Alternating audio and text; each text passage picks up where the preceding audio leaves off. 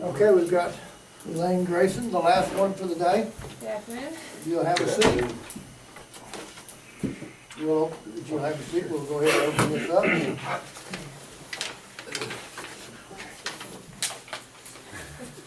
We've only made a couple. That's what I heard. We've got you a table tent that is also a souvenir you can take home. Okay, all right. Frame it and. Very good. Put it on your new desk. We have the summary sheet.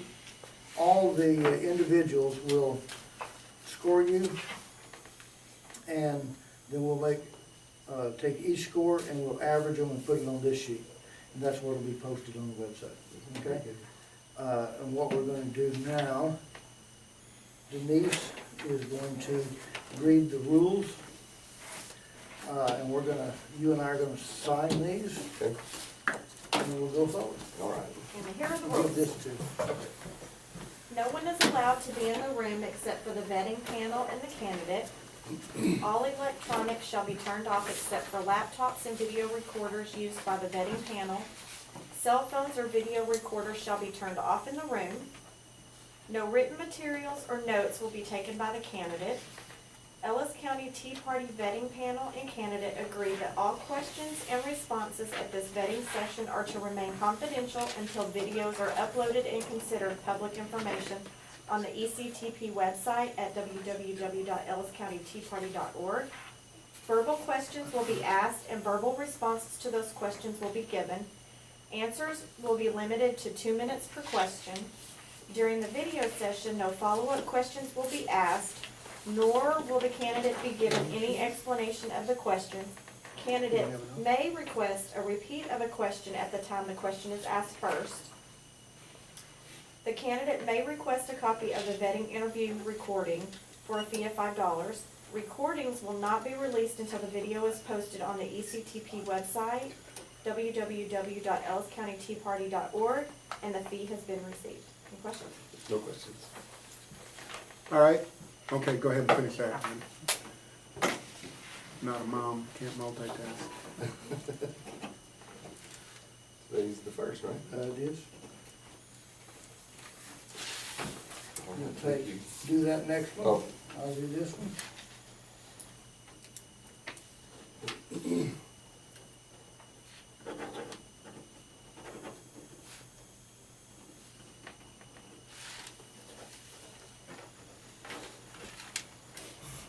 And when you're done with that, I will explain the format for our vetting today, our interview.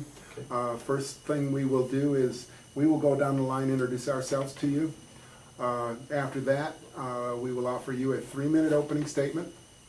Then there will be 10 questions with a 2-minute response. After that, there'll be a 3-minute closing statement. Okay. I am the timekeeper. When we get down to 30 seconds, I'll wave this until I see an eye contact at 30 seconds. And when you see this, you will also hear that, That's pretty serious business. and that will keep going until you hush. Okay. So I've only had to do that a time or two so far. Are there any questions? I don't think so. Okay, with that, my name is Bill Carson, a founding member of the Ellis County Tea Party Vetting Committee, and we thank you for coming today. Thank you for your participation, and welcome. Thank you. I'm Randy Clemens. I'm on the Ellis County Tea Party Steering Committee. I'm in this to restore freedom at every level, county, state, federal. Welcome. Thank you. I'm Linda Bounds. I'm also a member of the Ellis County Tea Party Steering Committee, and I'd like to thank you for coming. Harlan Bounds, Ellis County Tea Party Steering Committee and Vetting Committee. Thank you for coming. Denise DeLaura, I'm also part of the Ellis County Tea Party Steering Committee. Thank you for coming. And I am Michael DeLaura, and member of the Ellis County Tea Party Steering Committee, and was honored to be asked to serve with the vetting members here. I appreciate you taking the time out to be with us today. It's my pleasure. And Bill, we're gonna wait just a minute to get one copy. We're one copy short. Oh, she didn't have- Okay. I will put the timer on. No? For 1 minute? Yeah. Well, he can go ahead and give his opening statement. Yeah, he was over the stage. Yeah. We're gonna let you go ahead and do your 3-minute opening Oh, statement. okay, very good.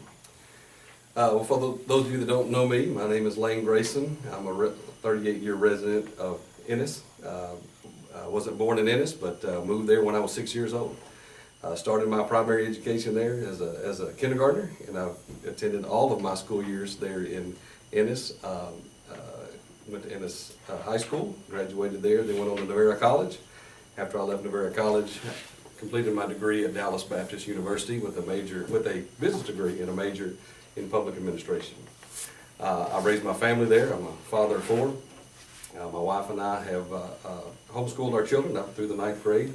Ennis is home. Ellis County is home. We desire to work and share our volunteer efforts in Ellis County. I have a business there in Ellis County. I'm been a 15-year veteran as an electrical contractor, where I do electrical construction for mostly industrial settings. We do very little commercial, but most of what we do is heavy commercial, industrial electrical work. And I have considered a privilege to work right up alongside many large industrial customers, not just local customers, but global companies.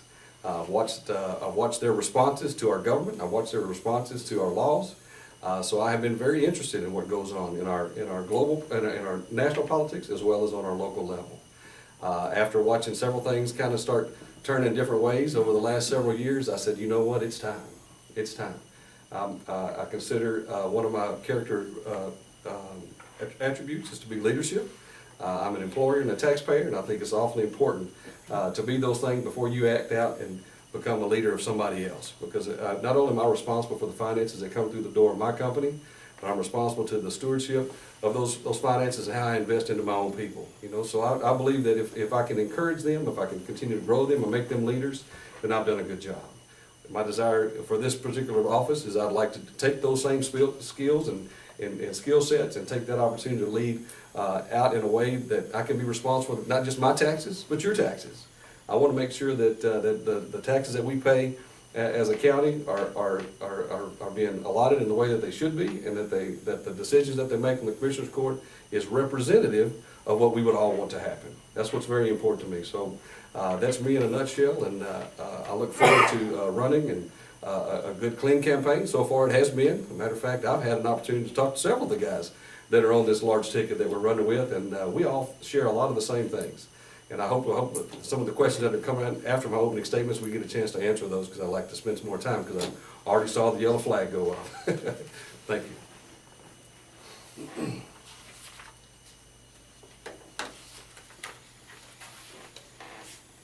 All right, I got the right sheet in front of me. Question number 1, general topics. Define for us the roles and responsibilities of county commissioner, and what are your qualifications to fill that position? Basic role of the county commissioner is to number 1, vote for the appropriate tax rates. And I think that, in a nutshell, being a good steward of that, making sure that the times that we ask for increased money, or we choose to spend money on different things, the Commissioners Court is responsible for that, along with roads and bridges, overseeing the many facets of county government, all the way down, you know, what the state allows the county to attend to, our jail system, all of the different facets of county government, and to be responsible, to make sure that the budgeted items are maintained, to make sure that the monies that come in are not overspent, to make sure that the people are represented. You know, not, again, a lot of times we're duped the road and bridge commissioner, and that is important. But there's many other facets that we want to take responsibility for and make sure that we stay within our budgets and stay with our means. It's no different than my own personal budget. So I only have so much to spend. I can only make so much. There's only so much that comes in the door. And it comes a point where you got to stop. And I don't feel like we've had that representation on our county commissioners court. I believe we've had the mentality of, like lots of our government entities, if we run out, we just ask for more. I'm dead set against that. And I have the qualifications to stop that.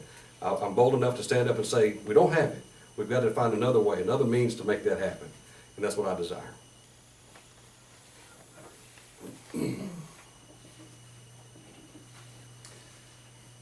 Describe a role that you will carry out noticeably different than the other candidates running. Something that I'll do different not only than the other candidates running, but the one that's in there now.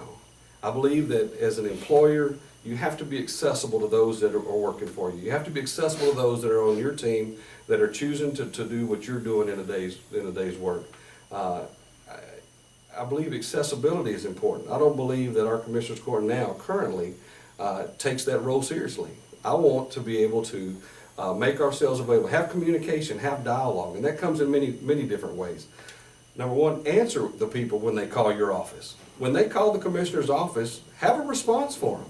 You may not know the answer today, but have a response. Be able to communicate with that constituent what their concerns are. We don't have that at this point. The second thing is when there's a public meeting, when there's a Commissioners Court meeting, it needs to be accessible to everybody. I disagree that we have two meetings a month during the day. I think that, you know, I'm a working fella too, and I've got to put in 8, 10, 12 hours a day, just like the rest of you guys do. It's hard to get away at 10 o'clock. It's even harder to get away at 3 o'clock. Those of you that have kids and so forth, it's hard to do that. And I think we ought to absolutely make those meetings accessible. I think the reaction of the court would be different if there were people that were there could stand up. Not everybody has that opportunity to stand up and raise their opinion or raise their voice of an action that's being made during the middle of the day. I don't believe for any minute that it's a safety issue. I take my daughter to theater practice. She gets out at 9 o'clock, you know, and she walks out the same doors, you know, like some of these other folks do. I don't think safety is a concern with me. I think we need to be accessible. I think we need to be available. Thank you. Okay, our next section is In God We Trust. Question is, what does In God We Trust mean to you? For me personally, it's my value system. It's my moral compass. It's when I say In God We Trust, it's because there is a single creator. There's one entity that gave this person life. There's one entity that even gave you guys life, and that's God. In God We Trust just means to me that I'll put nothing else above that relationship. Nothing else above my relationship with my Heavenly Father, the one who created me. Everything else comes second to that.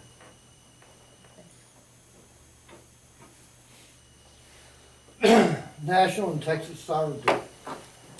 What role does a county commissioner play interacting with the county sheriff?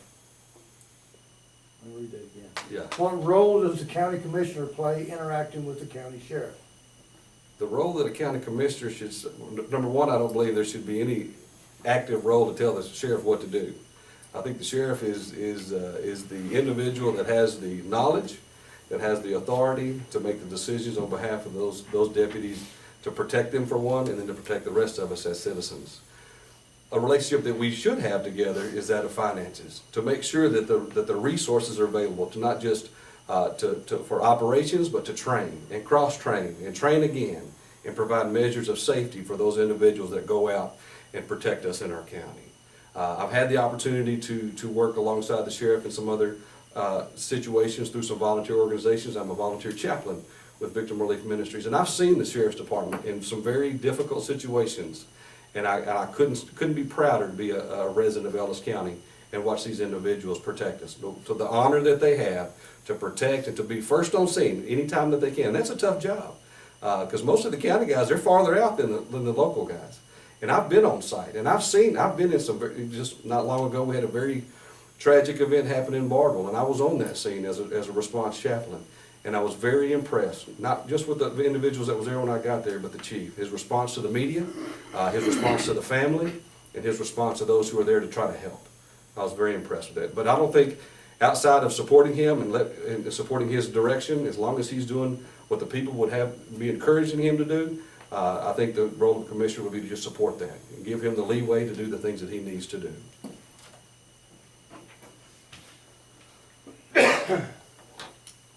Next questions, under fiscal responsibility. Can you identify any areas within Ellis County's government where spending can be cut, and in what ways do you plan to lower taxes in Ellis County? Now we're getting to some stuff, aren't we? They saved that for you? Yes. That's a tough one to answer. There's lots of facets of the county that I personally feel could use opportunities to be trimmed back, to be scaled back. There's opportunities in the materials that they buy for the said county, for said precincts. There's just a whole host of ways. I'm not running to cut anything out. I'm not running to stop any progress. I'm not running to cut this or cut that. But I think just like your household, just like my household, just like in my business, everybody should share that burden. I'm not evading giving you an evasive answer, but I think all departments should share that responsibility. I don't know anything that our county does that's not warranted, that does not have merit. I just don't. It's just hard for me to say that. Now, I look forward to seeing the budgets getting closer and in a departmentalized way, and asking those department leaders, how can we reduce? How can we scale back in a way that makes us good stewards of the money that we've been given responsibility for? So I hope that was a clear answer. It was a difficult one to answer, but I hope it was good for you. Number 6. What is your position regarding the practice of centralizing the equipment and material supplies for road and bridges? One that deserves a lot of discussion. I do believe in the buying power and the authority to make larger purchases. I think even in my own small business, the larger purchase I can buy, the better pricing that I can get. So I'm a proponent of that. I think that we should consider that. I think anytime we split up decision-making processes that have an expense tied to it, I think there's more room for error. I'd like to see us work together. Same thing with equipment. Obviously, I use a lot of equipment in my business, and it would be nice to have something that I didn't have to bear the full burden of responsibility for. There are certain pieces that's applicable to. I think some of the big graders, I think some of the big movers, the equipment that's very costly could be shared, but that requires a responsibility on each commissioner to be a good steward of their time and their maintenance on that equipment, and that's another tough one to handle. If our commissioners were talking to one another and when they had a good relationship with one another, I believe that could happen, and it could happen well. I really do.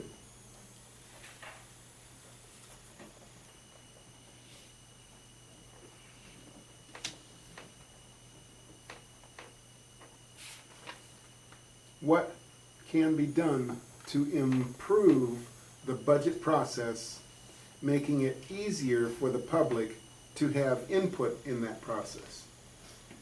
I mentioned earlier the accessibility of the commissioners' court in their meeting times, not just the commissioners themselves, and do they have an open door policy, and do they get out and communicate with the constituents, but there's all kinds of media that we can use to put this out. I mean, there's websites that the county can sponsor.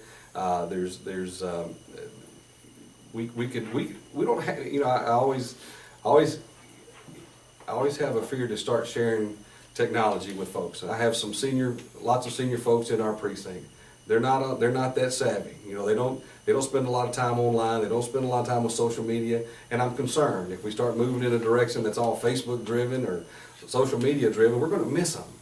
But without a doubt, we can still send them something. We can still communicate the good old-fashioned way. But I think we should use all of those facets. I mean, I'm using social media in my campaign. I've got folks that are coming out in droves, that are being very supportive. They're giving me information that I probably wouldn't have got had I not had that social media tie. We need to use social media. We need to use websites to communicate that, and we're not doing a good job of that. Too many things happen without our knowledge. And I think there's several ways to do that. I hope I answered your question, but there's several media outlets that we can use through the internet and through even just plain old good old-fashioned publication to get to those folks that aren't that savvy with technology, that we can communicate that information to. That's not a difficult task to handle, and I would definitely make that happen.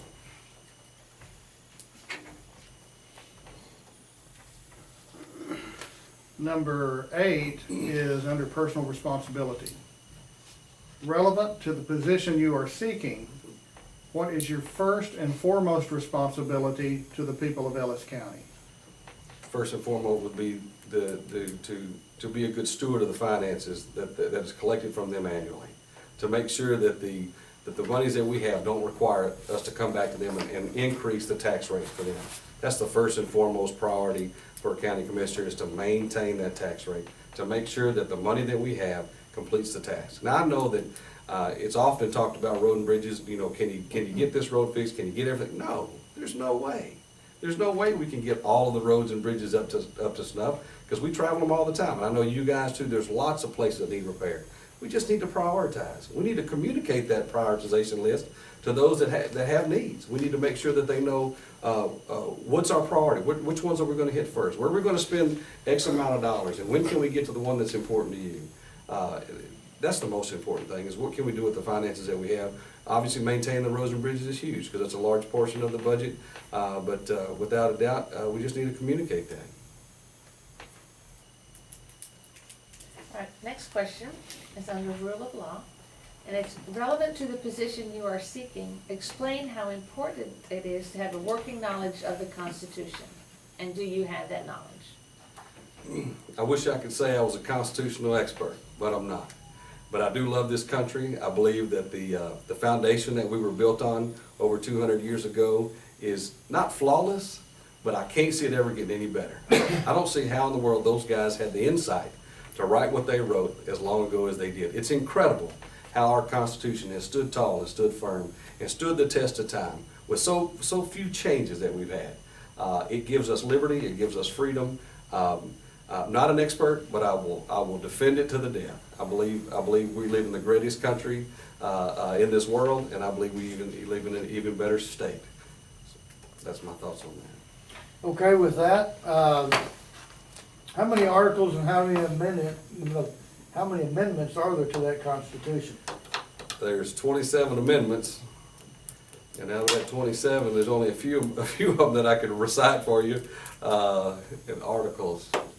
Oh, shoot. I didn't know I was going to have a history lesson today. Do I have to guess? Can I just guess?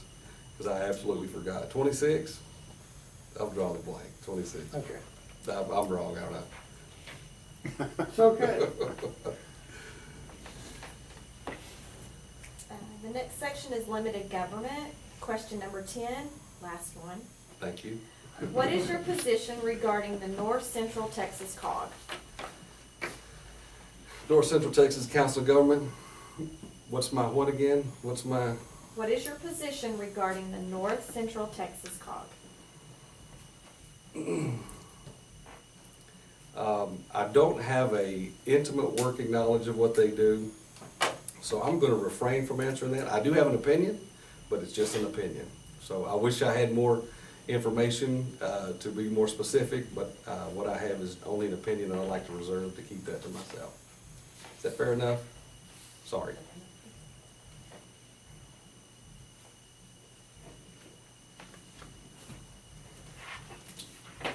Okay, you get a 3-minute closing. All right. First of all, let me thank you guys for hosting this, because without a doubt, you guys are aggressively pursuing the opportunity to share information, not just for yourselves as a voter, but you guys are fighting desperately to get information out of us who desire an opportunity to serve to others who will be voting for us into that position. First, let me thank you for that, because without a doubt, we don't have enough of this. I thank you guys also for letting me come in at the last minute. I apologize for not getting that information into you quick enough, but you were gracious enough to let me participate, and I thank you for that. I'm just here to ask for votes. I'm here to ask for leadership. I am for this county, this precinct, to let me lead them in an opportunity by serving on the Commissioner's Court. I have intimate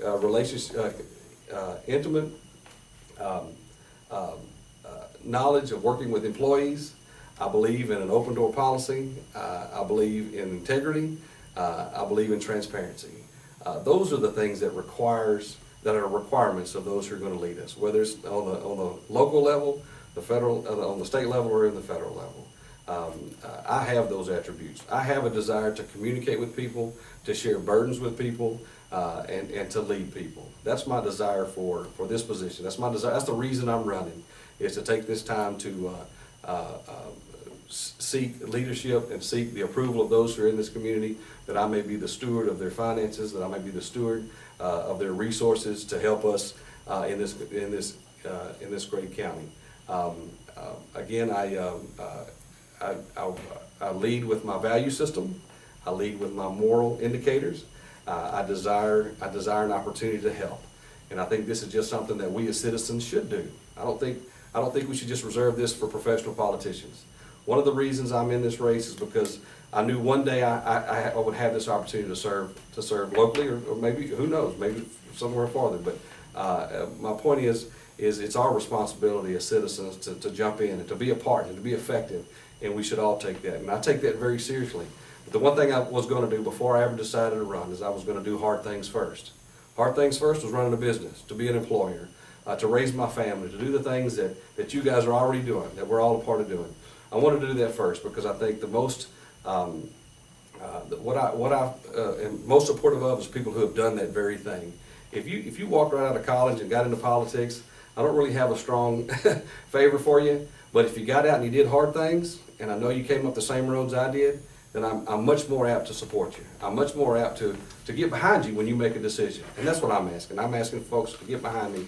Let me help make decisions that would reflect what you would want as far as the activity that goes on with our government in Ellis County. Thank you very much. Appreciate you having me. Thank you. Thank you. Appreciate it.